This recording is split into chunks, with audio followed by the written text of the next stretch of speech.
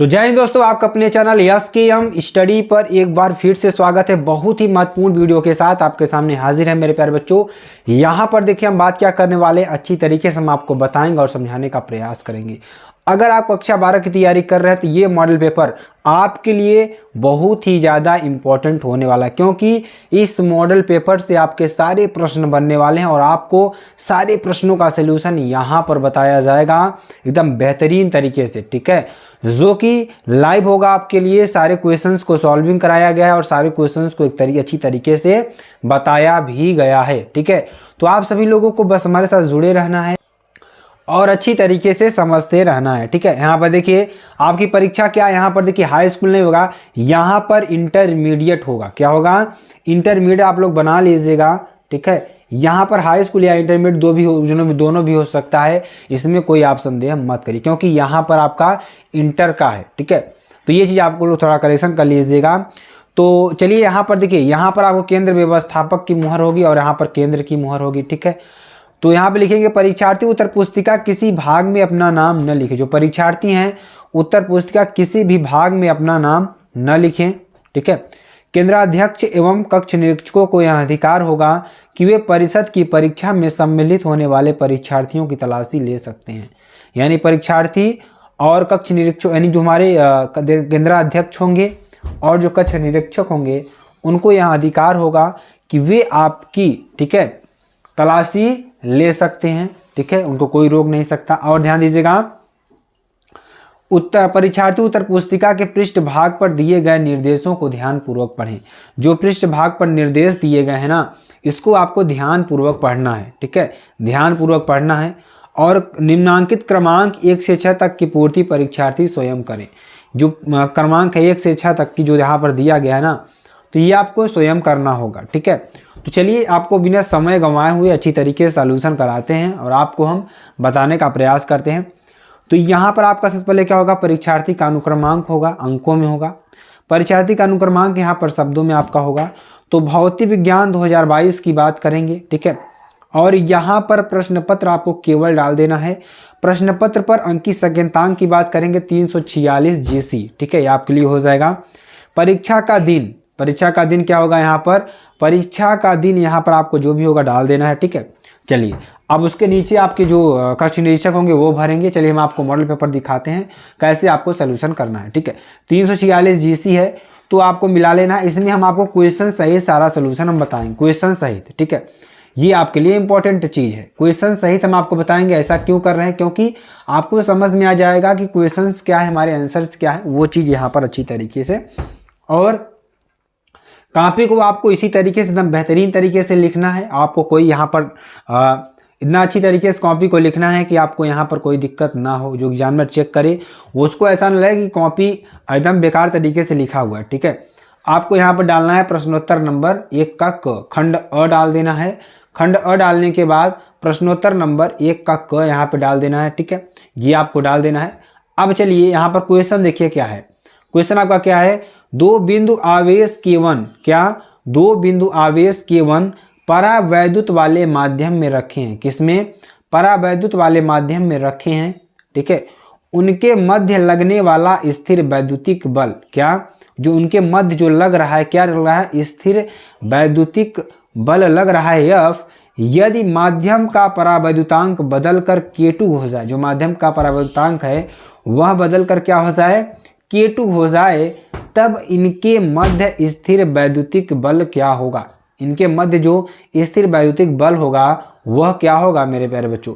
4 option आपको दिख रहा है, K2/K1 into F, 2K1/K2 into F, K1/K2 into F या 2F। तो आंसर क्या हो जाएगा यहाँ पर।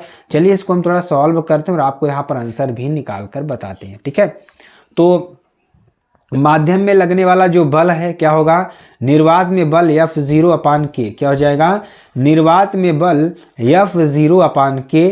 ठीक है, यानी F बराबर F0/K1 बराबर क्या हो जाएगा, F0 बराबर Fk1, क्या हो जाएगा, F0 बराबर Fk1 हो जाएगा। ठीक है, तो माध्यम का परावैद्युतांक K2 हो तब क्या हो, माध्यम का परावैद्युतांक K2 हो तब बल बराबर क्या हो जाएगा, F0/K2, क्या हो जाएगा, F0/K2 बराबर K1/K2 इंटू एफ।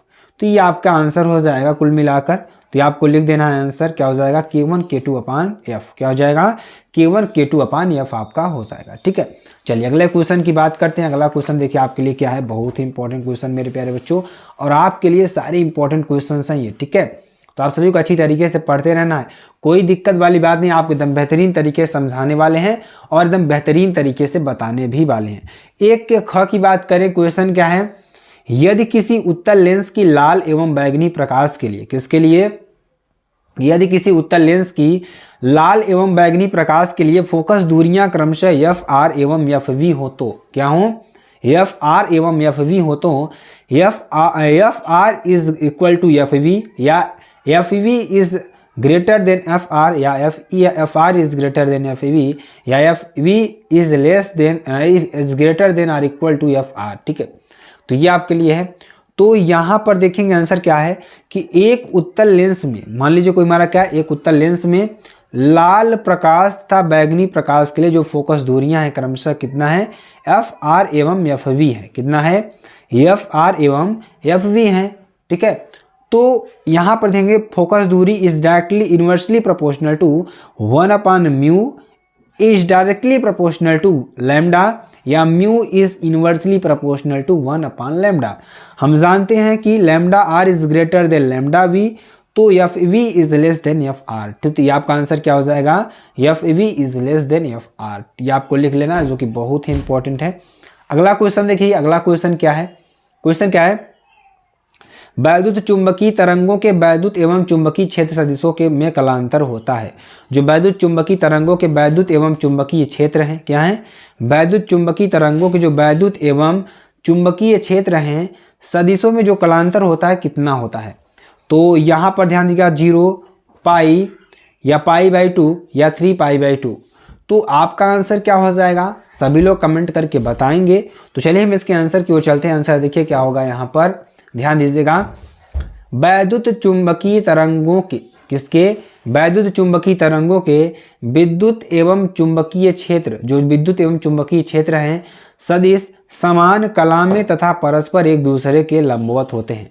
ये समान कला में होते हैं और परस्पर एक दूसरे के क्या होते हैं, लंबवत होते हैं। ठीक है, ये आपका हो जाएगा। अगला देखिए, किसी धातु से प्रकाश इलेक्ट्रॉनों के उत्सर्जन हेतु, क्या होगा, किसी धातु से प्रकाश इलेक्ट्रॉनों के उत्सर्जन हेतु आवश्यक प्रकाश की तरंग दैर्ध्य, क्या, आवश्यक प्रकाश की तरंग दैर्ध्य 2000 एंगस्ट्रॉम है। तो 1000 एंगस्ट्रॉम का विकिरण आपतित होने पर उत्सर्जित प्रकाश इलेक्ट्रॉनों की गतिज ऊर्जा होगी। जो उत्सर्जित प्रकाश इलेक्ट्रॉनों की गतिज ऊर्जा है वह क्या होगी, 12.4 electron volt, 6.2 electron volt, 10.0 electron volt या 3.1 इलेक्ट्रॉन वोल्ट। तो आंसर क्या है, देखिए पहले दिया क्या है, लैम्डा 0 बराबर कितना दिया है, 2000 एंगस्ट्रॉम दे रखा है, यानी कि 2 इंटू, इसको हम मीटर में चेंज करेंगे तो 2 इंटू 10⁻⁻7 मीटर कितना हो जाएगा, 2 इंटू 10⁻⁻7 मीटर। और लैम्डा कितना है, 1000 एंगस्ट्रॉम, कितना है, 1000 एंगस्ट्रॉम है। तो 1 इंटू 10⁻⁷ मीटर क्या हो जाएगा, 1 इंटू 10⁻⁷ मीटर। तब उत्सर्जित इलेक्ट्रॉनों की गतिज ऊर्जा, क्या, उत्सर्जित इलेक्ट्रॉनों की जो गतिज ऊर्जा है ke max बराबर hc 1/λ-1/λ0, यानी 6.62 into 10⁻34 into 10⁸ 1/1 into 10⁻7 minus 1/2 into 10⁻7। ठीक है, ये आपके लिए हो जाएगा। चलिए आगे आपको बताते हैं, और बहुत अच्छी तरीके से पूरा सोल्यूशन हम आपको बताएंगे इसका। यहाँ पर देखिए क्या है, 19.86 into 10⁻26 into 1 into 10⁻7/2 into 10⁻7 into 1 into 10⁻7 बराबर क्या हो जाएगा, 9.93 इंटू 10⁻19 जूल। और इसको सॉल्व करेंगे तो मेरे प्यारे बच्चों इलेक्ट्रॉन वोल्ट में कितना हो जाएगा, 6.2 इलेक्ट्रॉन वोल्ट। तो यहाँ से देखिए इलेक्ट्रॉन वोल्ट में चेंज कर देंगे इसको। ठीक है, तो ये आपके लिए कुछ बेहतरीन क्वेश्चन है। चलिए अगला क्वेश्चन देखेंगे, यल लंबाई के तार में, किसमें, यल लंबाई के तार में I एम्पियर की धारा प्रवाहित है। कितने एम्पियर की, I एम्पियर की धारा प्रवाहित है। तो तार B वेबर चुंबकीय क्षेत्र में 30 अंश पर झुका है। कितने अंश पर? 30 अंश पर झुका है। तो तार पर चुंबकीय क्षेत्र के कारण लगने वाले बल का मान होगा, जो लगने वाला बल है उसका मान क्या होगा? IBL या IBL/2 या 2IBL या √3/2IBL। तो आंसर क्या हो जाएगा इसका मेरे प्यारे? चलिए इसका आंसर भी हम आपको निकाल कर बताते हैं। आप घबराना नहीं है, आपको हमारे साथ जुड़े रहना है, अच्छी तरीके से हम आपको बताएंगे। तो तार पर चुंबकीय क्षेत्र के कारण, किसके कारण? तार पर चुंबकीय क्षेत्र के कारण लगने वाला जो बल है F बराबर IBL sin थीटा। ठीक है, दिया क्या है? थीटा बराबर 30 डिग्री दिया है। तो F बराबर क्या हो जाएगा? IBL sin थीटा, F बराबर 1/2 IBL। ठीक है, चलिए अगला क्वेश्चन देखेंगे। 6 नंबर क्या है कि एक 6 वोल्ट विद्युत वाहक बल के 3 सेलों को 6 वोल्ट विद्युत वाहक बल के 3 सेलों को समांतर क्रम में जोड़ा गया है। किसमें? समांतर क्रम में जोड़ा गया है। तो संयोजन का विद्युत वाहक बल होगा, जो संयोजन है उसका विद्युत वाहक बल क्या होगा? सेलों के आंतरिक प्रतिरोध नगण्य है। तो 3 वोल्ट, 2 वोल्ट, 4 वोल्ट या 6 वोल्ट आंसर क्या हो जाएगा हमारा? चलिए इसको निकालते हैं। तो 6 वोल्ट विद्युत वाहक बल के 3 सेलों को समांतर क्रम में जोड़ने पर संयोजन का जो कुल विद्युत वाहक बल E है कितना हो जाएगा? 1/E बराबर 1/E1 plus 1/E2 plus 1/E3। तो सब जगह क्या है? 6 है, तो यहाँ पे रखेंगे 1/6 प्लस 1/6 प्लस 1/6। तो 1/E बराबर 1 प्लस 1 प्लस 1/6 बराबर क्या हो जाएगा? 2 वोल्ट। कितना? 2 वोल्ट आपका आंसर हो जाएगा। तो मेरे प्यारे बच्चों चलिए आगे और बताते हैं आपको अच्छी तरीके से। अब यहाँ पर हम बात करें खंड ब की, जो कि प्रश्नोत्तर नंबर 2 के क से बात करेंगे। ठीक है, तो आप सभी को हमारे साथ जुड़े रहना है, क्योंकि बहुत ही इंपॉर्टेंट वीडियो आपके लिए होने वाली है। ठीक है, तो यहाँ पर 2 के क देखें, गतिशीलता को परिभाषित कीजिए। किसको? गतिशीलता को परिभाषित कीजिए। पहला क्वेश्चन यही था आपका। तो गतिशीलता क्या होती है, चलिए इसके बारे में हम थोड़ा आपको समझाते और बताने का प्रयास करते हैं मेरे प्यारे बच्चों। गतिशीलता आखिरकार होती क्या है? ठीक है, तो ध्यान दीजिएगा। गतिशीलता धात्विक चालकों में आवेश वाहक, जो धात्विक चालक होते हैं उसमें जो आवेश वाहक होता है स्वतंत्र इलेक्ट्रॉन होते हैं। क्या होते हैं यहाँ पर? स्वतंत्र इलेक्ट्रॉन होते हैं। आयनित गैसों तथा वैद्युत अपघट्यों में, किसमें? आयनित गैसों तथा वैद्युत अपघट्यों में आवेश वाहक जो होते हैं वो धनावेशित आयन तथा ऋणावेशित आयन होते हैं। क्या होते हैं? वे धनावेशित आयन और ऋणावेशित आयन होते हैं। ठीक है, ध्यान दीजिएगा, बहुत ही इंपॉर्टेंट और बहुत ही महत्वपूर्ण भी है। तो धात्विक चालकों में आवेश वाहक जो होते हैं स्वतंत्र इलेक्ट्रॉन होते हैं। आयनित जो होते हैं हमारे गैसों तथा वैद्युत अपघट्यों में आवेश वाहक जो होते हैं धनावेशित आयन तथा ऋण आवेशित आयन होते हैं।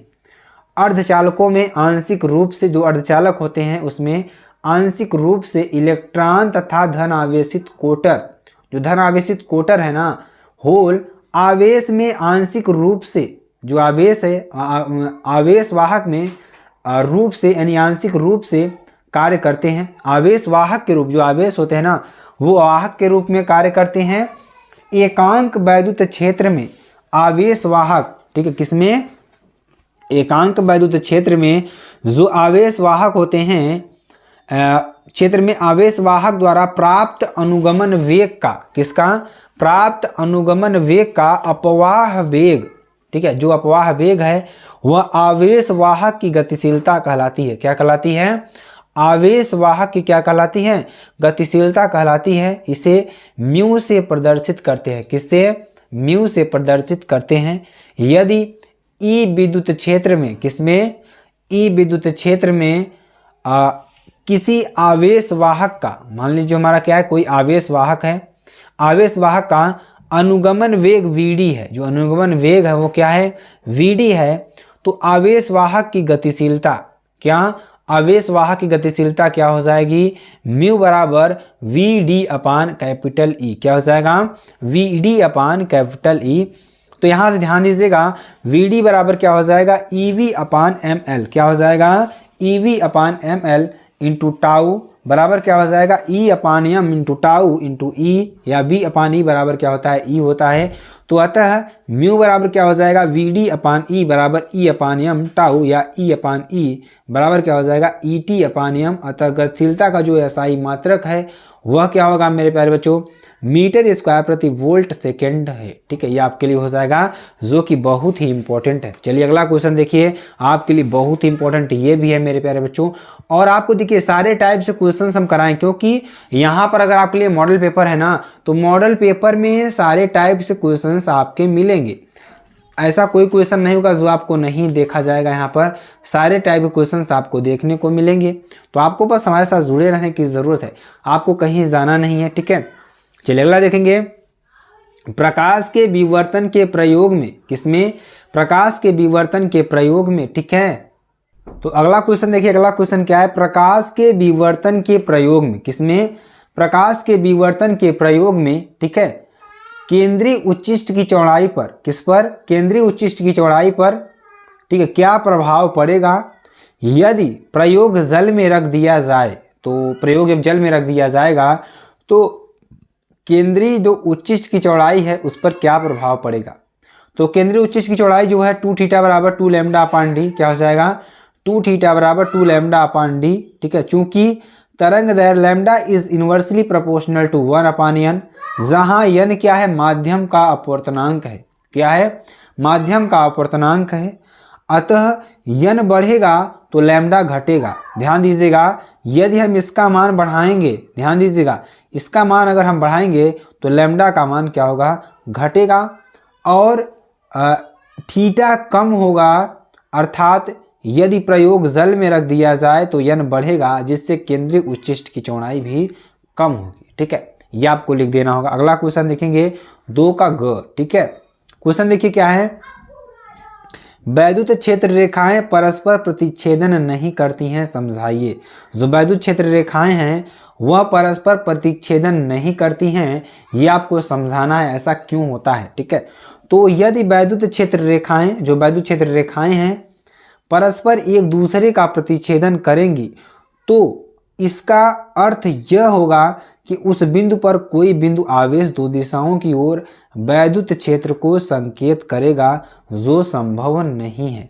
क्या करा है, यदि वैद्युत क्षेत्र रेखाएं परस्पर एक दूसरे का प्रतिच्छेदन करेंगी तो इसका अर्थ यह होगा कि उस बिंदु पर कोई बिंदु आवेश जो दो दिशाओं की ओर वैद्युत क्षेत्र को संकेत करेगा, जो कि संभव नहीं है। ठीक है, चलिए अगला देखिए, अगला क्या हो जाएगा, यदि धारा का, किसका, यदि धारा का वर्ग माध्य मूल मान, किसका, वर्ग माध्य मूल मान √2a हो तो क्या हो, √2a हो तो धारा का शिखर मान क्या होगा। जो धारा का शिखर मान है वह क्या होगा, तो दिया है प्रत्यावर्ती धारा का वर्ग माध्य मूल मान, कितना, प्रत्यावर्ती धारा का जो वर्ग माध्य मूल मान है वो कितना है, √2a है। कितना है, √2a है। तो यहाँ पर IRMS बराबर I0 अपान √2 से, कितना, I0 अपान √2 से धारा का शिखर मान I0 कितना हो जाएगा, IRMS √2, यानी √2 इंटू √2 क्या हो जाएगा, 2 एम्पियर। कितना हो जाएगा, 2 एम्पियर आपका हो जाएगा। ठीक है, चलिए अगला क्वेश्चन देखिए, समस्थानिक एवं संभारिक नाभिकों में अंतर समझाइए। किसमें, किसमें, समस्थानिक एवं संभारिक नाभिकों में अंतर समझाना है आपको। ठीक है, तो समस्थानिक एवं संभारिक में अंतर क्या होगा, इसके बारे में आपको बताते हैं।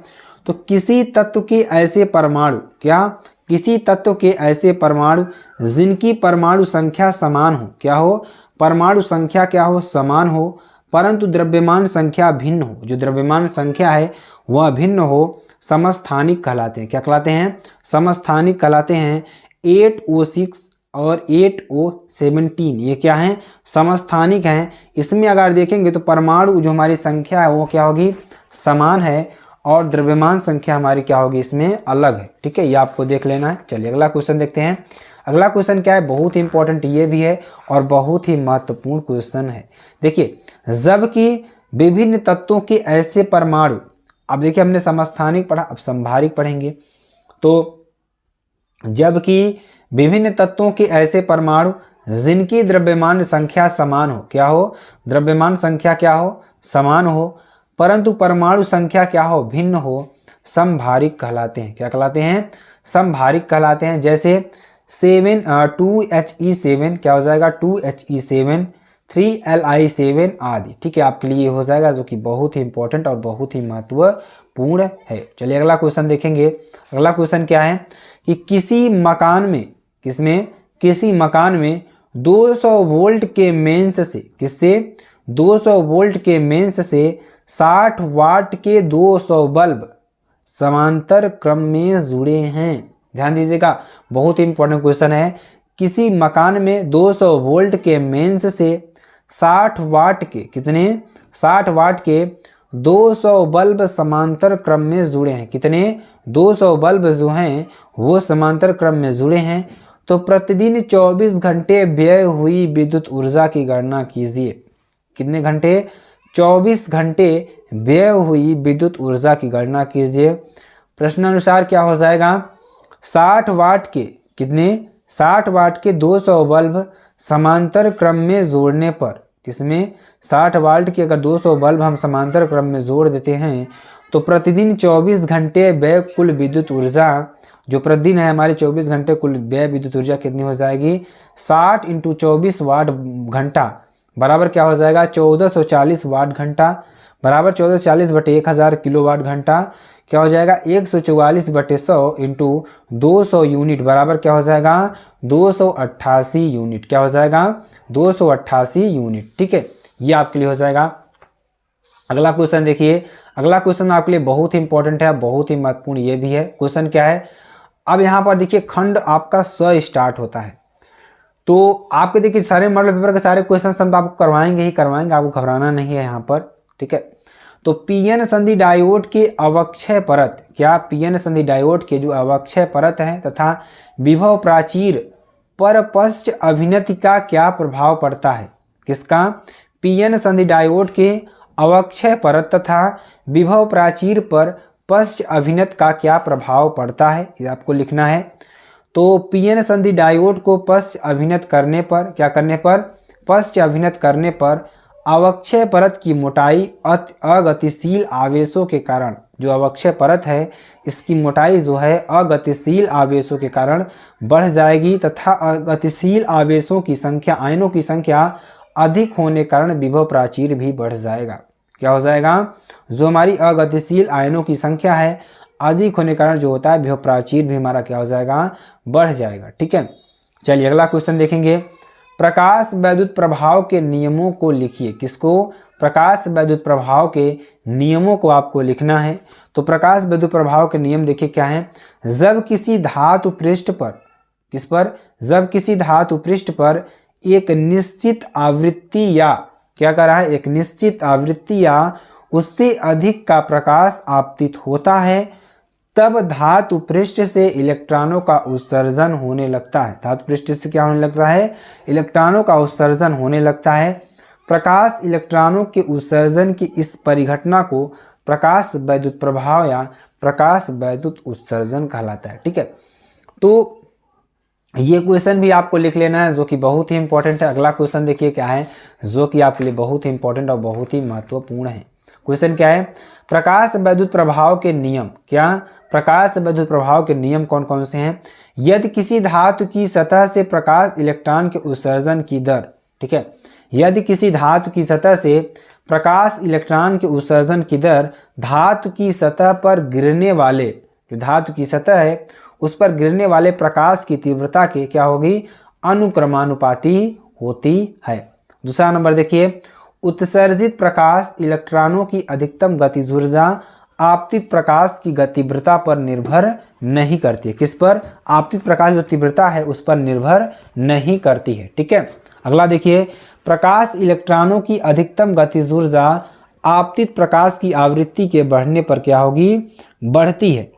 जो प्रकाश इलेक्ट्रॉनों की अधिकतम गतिज ऊर्जा है वो आपतित प्रकाश की आवृत्ति के बढ़ने पर क्या होगी? बढ़ती है। ठीक है, यदि आपतित प्रकाश की आवृत्ति एक न्यूनतम आवृत्ति से कम हो, ठीक है, यदि आपतित प्रकाश की आवृत्ति एक न्यूनतम आवृत्ति से कम हो, ठीक है, आपको लिख देना है। बहुत इंपॉर्टेंट क्वेश्चन है। अगला क्वेश्चन देखेंगे, ग नंबर देखेंगे, जो कि आपके लिए बहुत ही इंपॉर्टेंट है मेरे प्यारे बच्चों। तो प्रश्नोत्तर नंबर 3 के ग की बात करेंगे। ठीक है, तो किसी परमाणु में इलेक्ट्रॉन 0.7 एंगस्ट्रॉम त्रिज्या की कक्षा में, किसमें? 0.7 एंगस्ट्रॉम की त्रिज्या की कक्षा में 6.6 इंटू 10⁴ मीटर प्रति सेकंड की चाल से गति कर रहा है। कितने? 6.6 इंटू 10⁴ मीटर प्रति सेकंड की चाल से गति कर रहा है। तो कक्षा में तुल्य धारा ज्ञात कीजिए। कक्षा में क्या ज्ञात करना है? तुल्य धारा ज्ञात करना है।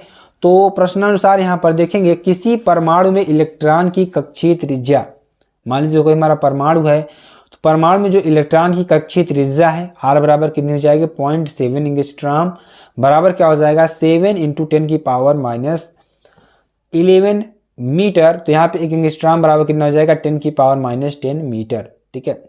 इलेक्ट्रॉन की कक्षीय गति V बराबर क्या हो जाएगी? 6.6 इंटू 10⁴ मीटर प्रति सेकेंड। तब कक्षा में तुल्य वैद्युत धारा I बराबर क्या हो जाएगी? Q/T, यानी T बराबर 2πr/V। I बराबर क्या हो जाएगा? Q इंटू B अपान 2πr बराबर 1.6 into 10⁻19 into 6.6 into 10⁴ upon 2 into 3.14 into 7 into 10⁻11। I बराबर कितना हो जाएगा? 2.4 इंटू 10⁻5 एम्पियर। ठीक है, आपका ये हो जाएगा। चलिए अगला देखेंगे। अगला क्वेश्चन बहुत इंपॉर्टेंट ये भी है और बहुत ही महत्वपूर्ण क्वेश्चन है आपके लिए। ठीक है, क्वेश्चन क्या कह रहा है कि वैद्युत चुंबकीय तरंगों के किन्हीं दो गुणों का उल्लेख कीजिए। जो हमारी वैद्युत चुंबकीय तरंगे हैं, किन्हीं दो गुणों का उल्लेख कीजिए। 25, यहाँ पे क्या है मेरे प्यारे बच्चों? यहाँ पर ध्यान दीजिएगा, जो बहुत ही इंपॉर्टेंट है, बहुत ही महत्वपूर्ण है। ठीक है, देखिए 25 मीटर की विद्युत चुंबकीय तरंग x दिशा में संचरित हो रही है। तो किसी बिंदु पर वैद्युत सदिश वेक्टर ही बराबर 6.3 जूल वोल्ट प्रति मीटर है। तो इस बिंदु पर चुंबकीय क्षेत्र सदिश वेक्टर v का मान ज्ञात कीजिए। ठीक है, तो वैद्युत चुंबकीय तरंगों के मुख्य गुण निम्न हैं। कौन कौन से हैं? इनके गमन के लिए किसी द्रव्य माध्यम की आवश्यकता नहीं होती है। इनके गमन के लिए किसी द्रव्य माध्यम मतलब कि किसी भी माध्यम की आवश्यकता नहीं होती है। वे आपस में लंबवत परिवर्तनशील वैद्युत एवं चुंबकीय क्षेत्र में निर्मित होती हैं। ये त्वरित अथवा कंपनशील आवेश द्वारा उत्पन्न होता है। ठीक है, वैद्युत चुंबकीय तरंगों की ऊर्जा एवं चुंबकीय क्षेत्र सदिशों में समान रूप से बंटी होती हैं। ये प्रकृति में अनुप्रस्थ होती हैं। ठीक है, अब देखिए जो क्वेश्चन दे रखा है, दिया क्या है इसमें? दे रखा है E बराबर कितना दे रखा है? 6.3 जूल वोल्ट प्रति मीटर, या EY बराबर 6.3 वोल्ट प्रति मीटर में संचरित होता वैद्युत चुंबकीय तरंग x दिशा। VZ बराबर क्या हो जाएगा? EY अपान C। ठीक है, वेक्टर V बराबर क्या हो जाएगा? E अपान C बराबर 6.3 अपान 3 इंटू 10⁸ बराबर क्या हो जाएगा? 2.1 इंटू 10⁻8 के टेस्ला। ठीक है, ये आपके लिए हो जाएगा, जो कि बहुत ही इंपॉर्टेंट क्वेश्चन है। अगला क्वेश्चन देखेंगे, किसी अवतल गोलीय पृष्ठ से अपवर्तन का सूत्र निगमित कीजिए। देखिए इसमें सूत्र निगमित नहीं किया गया है, लेकिन सूत्र क्या है उसको आप लोग देख लीजिए, उसके बाद आप अपनी बुक से इसको निगमित कर लीजिएगा। ठीक है, क्या है? μ2 अपान v माइनस μ1 अपान u बराबर μ2 माइनस μ1 अपान r। ठीक है, यदि सघन माध्यम का विरल माध्यम के सापेक्ष अपवर्तनांक μ2 अपान μ1 बराबर μ हो, तो उपरोक्त सूत्र को निम्न प्रकार लिखा जा सकता है। μ अपान v माइनस 1 अपान यू बराबर म्यू माइनस 1 अपान आर। ठीक है, ये आपके लिए हो जाएगा, जो कि बहुत ही इंपॉर्टेंट है, बहुत ही महत्वपूर्ण है।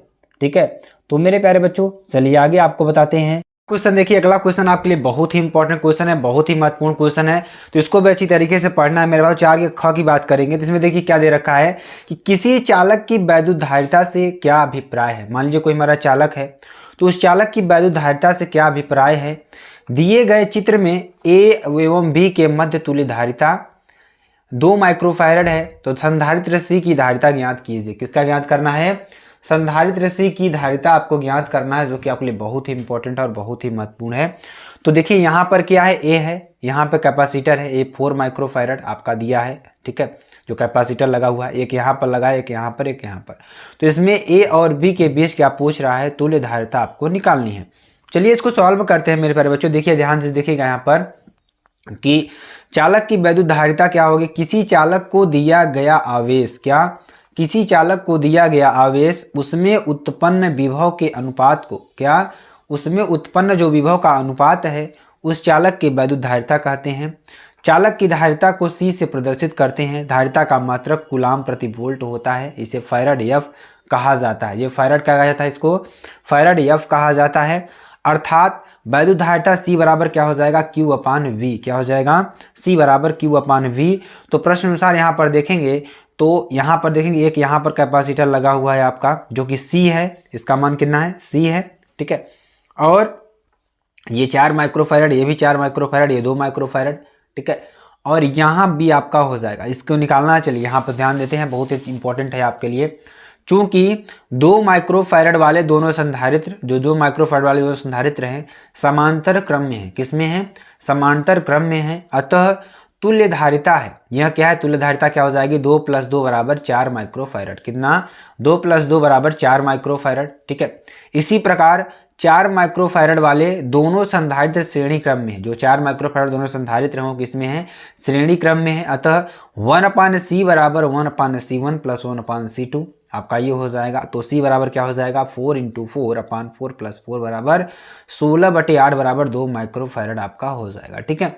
तो यहाँ पर आपके लिए हो जाएगा। अब देखिए एक आपके लिए फिगर और बना, यहाँ से ये हमारा C है, यहाँ पर 2 माइक्रोफैरड, यहाँ पर 2 माइक्रोफैरड, यहाँ B का मान निकालना है। तो पुनः 2 माइक्रोफैरड संधारित्र समांतर है। अतः तुल्य धारिता C बराबर C1 + C2, ठीक है। A व B के मध्य कुल धारिता, देखिए इसको निकालेंगे तो 4 माइक्रोफैरड और A और B के बीच निकालेंगे तो 4 × C/4 + C। तो यहाँ से क्या हो जाएगा, ध्यान दीजिएगा मेरे प्यारे बच्चों, 2 × 4 + C बराबर 4C, यानी कि 8 + 2C बराबर 4C, या 2C बराबर 8, या C बराबर 4 माइक्रोफैरड। ये आपके लिए हो जाएगा, ठीक है। चलिए अगला क्वेश्चन देखिए जो आपके लिए बहुत ही इंपॉर्टेंट और बहुत ही महत्वपूर्ण ये भी है, ठीक है। चलिए इस क्वेश्चन को भी अच्छी तरीके से पढ़ते हैं मेरे प्यारे बच्चों। आप सभी को बस हमारे साथ जुड़े रहना है, अच्छी तरीके से समझते रहना है, ताकि आपको एकदम बेहतरीन तरीके से हम बता पाएँ। तो यहाँ पर देखिए, एक लंबी परिनालिका के स्वप्रेरकत्व का सूत्र स्थापित कीजिए। किसका ज्ञात करना है, एक लंबी परिनालिका के स्वप्रेरकत्व का सूत्र स्थापित कीजिए, ठीक है। तो क्या होगा, परिनालिका के स्वप्रेरकत्व का सूत्र क्या होगा, यदि किसी परिनालिका की लंबाई L तथा फेरों की कुल संख्या N है, तब परिनालिका की एकांक लंबाई में फेरों की संख्या N बराबर N/l हो जाएगी। तो परिनालिका के भीतर I एम्पियर की धारा कारण उत्पन्न चुंबकीय क्षेत्र क्या हो जाएगा, B बराबर μ × Ni बराबर μ0 Ni/L आपका हो जाएगा। यदि परिनालिका के परिच्छेद का क्षेत्रफल A हो तो परिनालिका के प्रत्येक फेरे से संबद्ध चुंबकीय फ्लक्स phi बराबर B × A हो जाएगा। तो μ0 × Ni/L × A आपका हो जाएगा, बराबर क्या हो जाएगा, परिनालिका से संबद्ध कुल चुंबकीय फ्लक्स क्या हो जाएगा, परिनालिका संबद्ध को जो कुल चुंबकीय फ्लक्स हो जाएगा मेरे प्यारे बच्चों, क्या हो जाएगा, यहाँ पर ध्यान दीजिएगा, N phi बराबर क्या हो जाएगा, N phi बराबर N × μ0 Ni/L × A बराबर Li, ठीक है। यहाँ L क्या है, परिनालिका का स्वप्रेरकत्व गुणांक है। L क्या है, μ0 N² A/L, ठीक है। यहाँ μ0 का मात्रक हेनरी प्रति मीटर लिया जा सकता है। कितना, हेनरी प्रति मीटर लिया जा सकता है, ठीक है। चलिए अगला देखेंगे, प्रकाश उत्सर्जक डायोड क्या होते हैं। जो प्रकाश उत्सर्जक डायोड होते हैं वह क्या होते हैं, इसका प्रतीक चिन्ह बनाइए, इसकी कार्यविधि का संक्षिप्त विवरण दीजिए, ठीक है। तो प्रकाश उत्सर्जक डायोड क्या होते हैं, प्रकाश उत्सर्जक डायोड वे प्रकाशिक यंत्र हैं जो पीएन संधि डायोड के सिद्धांत पर कार्य करते हैं। किस पर, पीएन संधि के डायोड के सिद्धांत पर कार्य करते हैं, ठीक है। इसमें पीएन संधि डायोड अग्रदिशिक वापस में स्वतः विकिरण, ठीक है, क्या होते हैं, स्वतः विकिरण का उत्सर्जन करता है, ठीक है। यह एक पारदर्शी आवरण में बना होता है। किसमें बना होता है, एक पारदर्शी आवरण में बना होता है, ताकि उत्सर्जित विकिरण इससे बाहर आ सके। एलईडी के प्रत्येक तथा विद्युत परिपथ निम्न रूप से प्रदर्शित है। यहाँ पे देखेंगे इसका प्रतीक भी आपको दिख रहा है, तो इस फिगर को आपको अच्छी तरीके से बना लेना है, ठीक है। चलिए अगला क्वेश्चन देखेंगे, 4 के अंगा की बात करेंगे। तो किसी अपवर्ती दूरदर्शी द्वारा दूरस्थ वस्तु का प्रतिबिंब अनंत पर बनता है, ठीक है। तो उपयुक्त किरण आरेख द्वारा इसे दर्शाइए कि इस दूरदर्शी से अवृद्धिस्थिक लेंस एवं नेत्रिका की फोकस दूरियां क्रमशः 250 सेंटीमीटर तथा 5 सेंटीमीटर हो, तब दूरदर्शी की क्या निकालना है, आवर्धन क्षमता, ठीक है, तथा नेत्रिका एवं अभिदृश्यक के बीच की दूरी ज्ञात कीजिए, ठीक है। तो उत्तर क्या हो जाएगा, किसी अपवर्ती दूरदर्शी द्वारा किसी दूरस्थ वस्तु का अनंत पर बनने वाले प्रतिबिंब का किरण आरेख। ठीक है, तो ये किरण आरेख आपको देख लेना है, इसको आपको बना लेना है। ठीक है, जो कि बहुत ही इंपॉर्टेंट है। ठीक है, और आगे चलिए, आगे यहाँ पर देखेंगे प्रश्न अनुसार जो इसमें दे रखा है, क्या दे रखा है, एक दूरदर्शी के लिए अविद्युतीय लेंस की फोकस दूरी f0 बराबर का जाएगा 250 सेंटीमीटर तथा नेत्रिका लेंस की फोकस दूरी fe बराबर 5 सेंटीमीटर। दूरदर्शी की आवर्धन क्षमता m बराबर f0 अपान fe बराबर 250/5 बराबर 50 तथा नेत्रिका लेंस एवं अभिदृश्यक के बीच की दूरी l बराबर f0 प्लस fe या fo या प्लस fe। ठीक है, तो यहाँ से l बराबर क्या हो जाएगा 250 प्लस 5 बराबर 255 सेंटीमीटर। ठीक है, चलिए प्रश्न नंबर 5 की बात करेंगे, क्या होता है, बहुत ही इंपॉर्टेंट, बहुत ही महत्वपूर्ण क्वेश्चन आपके लिए। ठीक है, क्वेश्चन क्या है कि अर्धचालक क्या है। ठीक है, अर्धचालक क्या है, मादन के कारण अर्धचालक की चालकता पर पड़ने वाले प्रभाव को समझाइए। ठीक है, तो अर्धचालक क्या है, एक अर्धचालक पदार्थ वह होता है जिसके विद्युतीय गुण सुचालकों तथा कुचकालकों के मध्य होते हैं। जर्मेनियम तथा सिलिकॉन इन पदार्थों के सबसे चर्चित उदाहरण है। ऊर्जा बैंड धारणा के अनुसार कमरे के ताप पर अर्धचालक पदार्थ वे हैं जिनके चालन व संयोजी बैंड आंशिक रूप से भरे हुए हों तथा जिनके मध्य का निषिद्ध ऊर्जा बैंड काफी संकरा लगभग 1 इलेक्ट्रॉन वोल्ट की कोटि का हो। ठीक है, और अर्धचालक दो प्रकार के होते हैं, शुद्ध तथा निज अर्धचालक अथवा अशुद्ध अर्धचालक अथवा बाह्य अर्धचालक, ये आपके लिए होते हैं। ठीक है, चलिए अगला देखेंगे क्वेश्चन जो आपके लिए बहुत ही इंपॉर्टेंट क्वेश्चन मेरे प्यारे बच्चों ये भी है। क्वेश्चन क्या कर रहा है कि वैद्युत, ठीक है, क्या कर रहा है, वैद्युत द्विध्रुव क्या होते हैं, एक समरूप वैद्युत क्षेत्र में क्षेत्र की दिशा से थीटा कोण पर रखे वैद्युत द्विध्रुव की स्थितिज ऊर्जा का सूत्र व्युत्पन्न कीजिए। तो ये आपका हो जाएगा, यहाँ आप देखिए वैद्युत द्विध्रुव किससे कहते हैं, पहले उसको जान लीजिए आप लोग। तो यदि दो समान परंतु विपरीत आवेशों को, ठीक है, नियत दूरी पर रखा जाए तो उससे बनी वैद्युत व्यवस्था वैद्युत द्विध्रुव कहलाती है। मान लीजिए कहीं पर एक प्लस क्यू आवेश है, एक माइनस है, एक प्लस है, तो इसको निश्चित दूरी पर रखेंगे तो इसको हम क्या कहेंगे, वैद्युत द्विध्रुव कहेंगे। किसी एक आवेश तथा दोनों आवेशों के बीच की अल्प दूरी के गुणनफल को वैद्युत द्विध्रुव का आघूर्ण कहते हैं।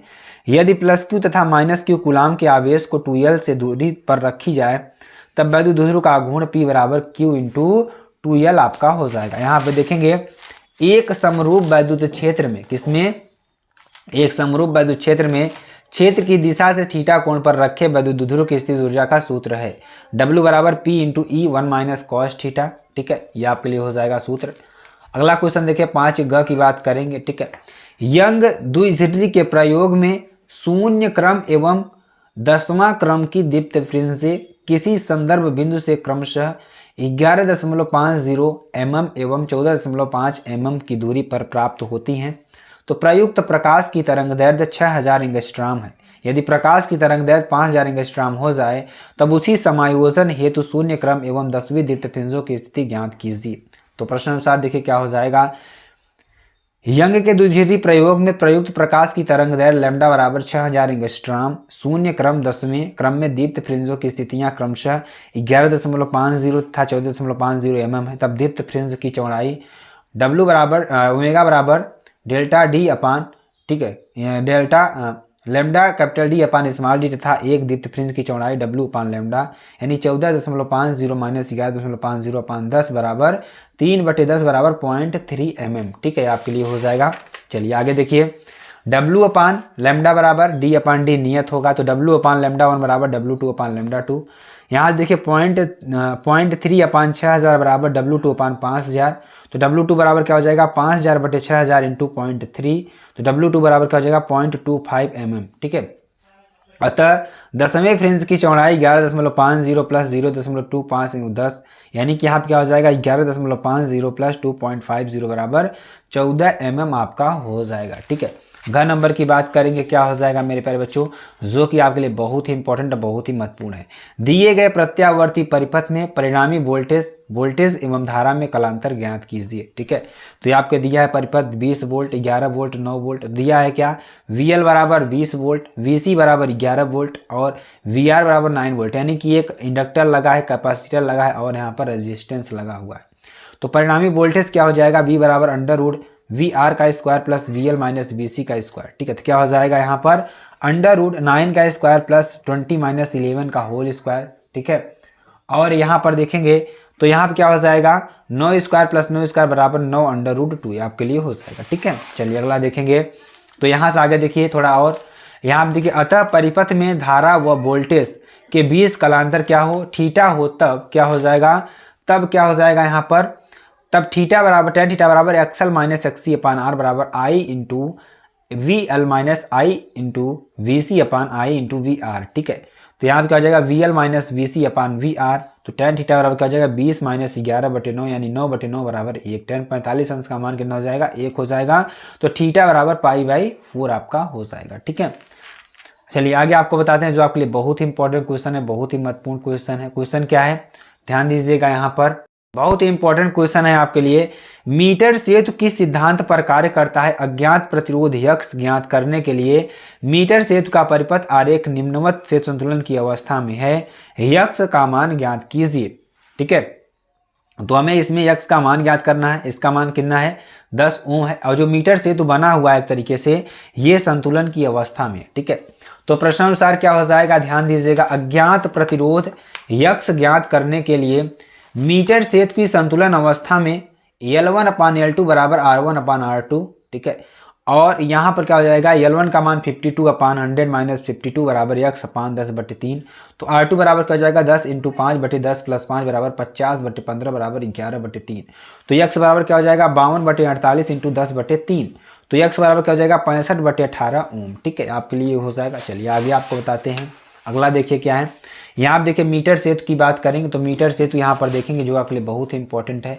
तो किसी चालक तार का प्रतिरोध ज्ञात करने के लिए व्हीटस्टोन सेतु के सिद्धांत पर आधारित मीटर सेतु एक सुग्राही यंत्र है। क्या है यह? एक सुग्राही यंत्र है। इसकी सुग्राहिता पोस्ट ऑफिस बॉक्स की अपेक्षा बहुत अधिक होती है। तो यहाँ पर ध्यान दीजिएगा, यह आपका पूरा मीटर सेतु है। यहाँ पर एक प्रतिरोध बॉक्स आपका लगा होगा, एक यहाँ पर आपका यस लगा होगा, आपका संट है। ठीक है, और यहाँ से यहाँ तक की दूरी आपको 100 - L दे रखी है। ये आपकी कुंजी है जहाँ से आप धारा को खोलते या बंद करते हैं। आपका धारा नियंत्रक है, यहाँ आपका सेल लगा हुआ है। अतः ज्ञात प्रतिरोध यस बराबर क्या हो जाएगा R × 100 - L/l। ठीक है, ये आपके लिए हो जाएगा। अगला क्वेश्चन देखेंगे, खंड य की बात करेंगे मेरे प्यारे बच्चों। तो क्या हो जाएगा 29 Cu63 के किसी सिक्के का द्रव्यमान 5 ग्राम है। तो सिक्के के सभी न्यूट्रॉनों एवं प्रोटॉनों को एक दूसरे से अलग करने हेतु आवश्यक ऊर्जा की गणना मिली इलेक्ट्रॉन वोल्ट में कीजिए, जबकि 29 Cu63 का द्रव्यमान 62.92 m यानी जो कापर का द्रव्यमान है कितना है 62.92 mu है। तो mp बराबर क्या हो जाएगा, प्रोटॉन का द्रव्यमान 1.0078 amu और यहाँ पर न्यूट्रॉन का प्रोटॉन द्रव्यमान जो है 1.00867 mu है। ठीक है, प्रश्न अनुसार देखिए क्या हो जाएगा।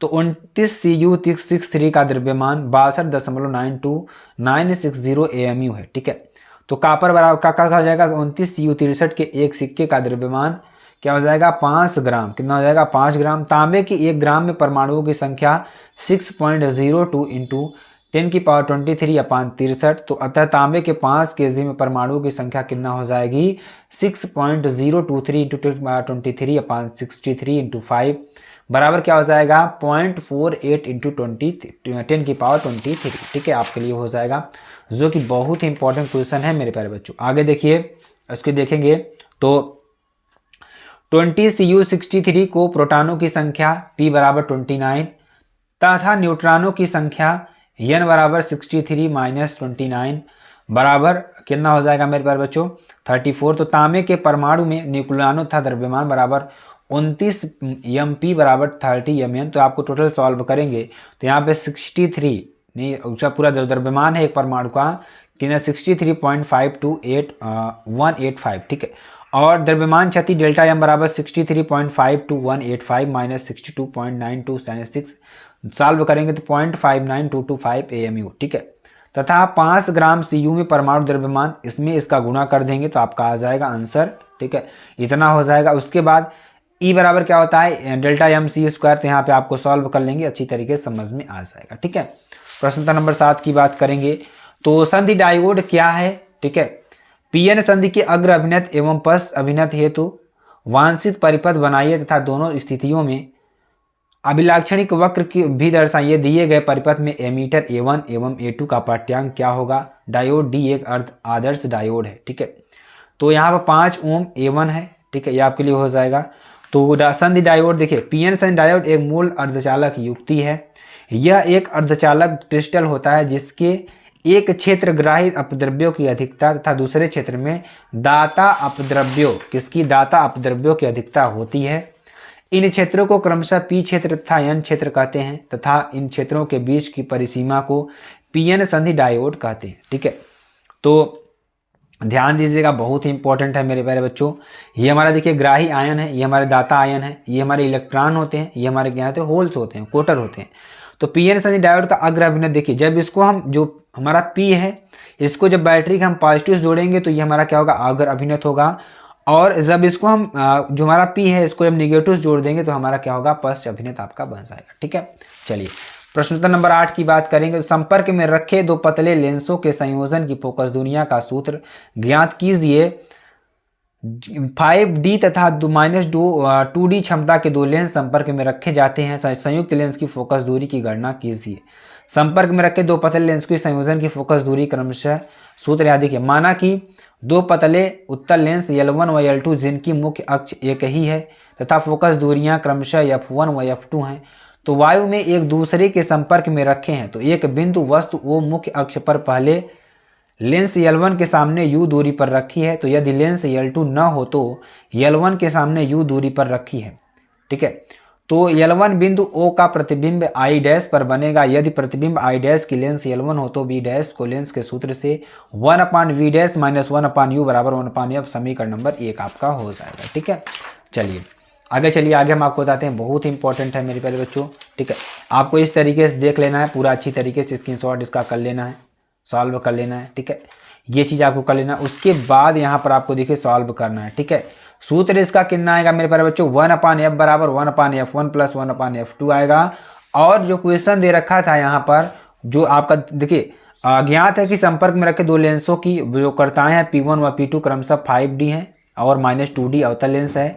तो अतः संयुक्त लेंस की फोकस दूरी कितना हो जाएगी, 100/P सेंटीमीटर में, तथा संयुक्त लेंस की क्षमता P बराबर P1 प्लस P2। तो P बराबर क्या हो जाएगा, 5D - 2D बराबर +3D। संयुक्त लेंस की फोकस दूरी F बराबर 100/3 बराबर 33.3 सेंटीमीटर, ठीक है।